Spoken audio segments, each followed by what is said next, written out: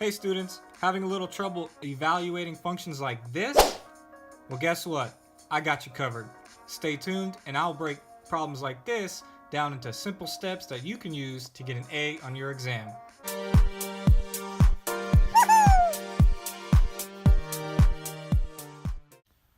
So here we have a function where f of x is not f times x, rather x is the variable you'll plug into your function. So here I've already wrote down f of 2.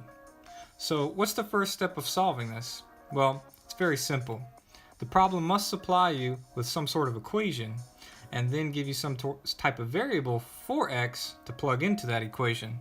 So for this, you just plug and play.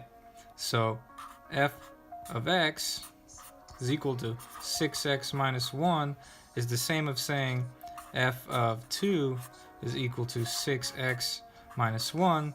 Now we just simply plug in the 2. So you could say is equal to 6 times 2 minus 1. Use the PEMDAS rules. Remember, please excuse my dear Aunt Sally? Maybe not. I'm kind of old.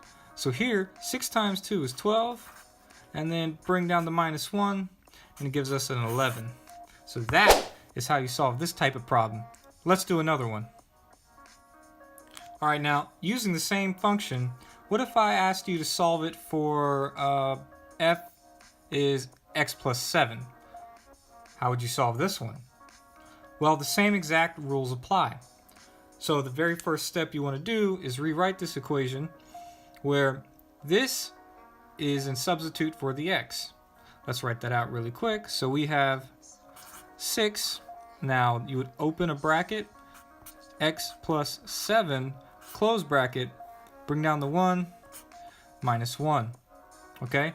So now using distributive properties, just distribute the 6 and you should get a 6x plus 42 minus 1. Well, combine like terms, 42 minus 1 is 41, and that leaves us with 6x plus 41. Pretty simple, huh? Let's do another one. Okay, let's shake it up a little bit. Let's throw in a polynomial here, where f of x is equal to x squared plus 3x plus 5. I've increased the scale of difficulty just a little bit, but don't worry, we're going to use the same simple steps to solve this as we did the last two problems. So let's say the problem gives us f is 2. Okay? Let's follow the same rules and we will just plug this 2 into every time we see an x. Let's go ahead and rewrite the problem. That gives us 2 squared plus 3 times 2 plus 5. Okay? At this point, just solve it like you would a regular linear algebraic problem. 2 squared is 4. 3 times 2 is 6. And that leaves us with a 5. Bring down your signs. And then we add this up. You should get 15. Not terrible, right? Well, let's do one more problem that's a little bit harder. Okay, so here we're going to use the same function as the last problem, but we're going to increase the difficulty just a little bit by adding in x plus 3 instead of like a single variable. How do we solve this? Well, we're going to use the same exact steps as before. Let's begin. So, anywhere we see an x, we're going to go ahead and plug in this little bad boy right here. So we're going to rewrite this as x plus 3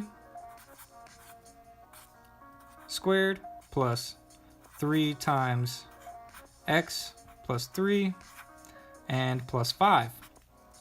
Now, all we're going to do here is solve. That's it. But remember, when solving a binomial that is squared, we need to use the FOIL method. Remember that? First, outside, inside, last? Maybe, maybe not. Okay, let's do it. All you do is just write x plus 3, x plus 3. So it would be like a mirrored image of itself. Then let's go ahead and distribute this 3 into this x and into this 3. 3 times x gives us a 3x. 3 times 3 just gives us a 9. And we'll just add the 5 in at the end. Okay? So let's FOIL this guy. Remember, first, that gives us x squared. That's an x, I promise. Outside, so that'll be x times 3 plus 3x. Inside will be right here, which gives us another 3x. And then last but not least, 3 times 3 will give us 9. Bring down our other variables, plus 3x plus 9 plus 5. All right, just a few more steps. Let's combine the like terms. Well, you notice here we have a 3x, and another 3x. Well, 3 plus 3 is 6, plus another 3 gives us a 9x. Okay? What about all the variables that don't have an x attached to it? Well, that'd be 9 plus 9 plus 5. That should give us 23. Okay, so if these are done, what's left? Just this guy over here. X squared.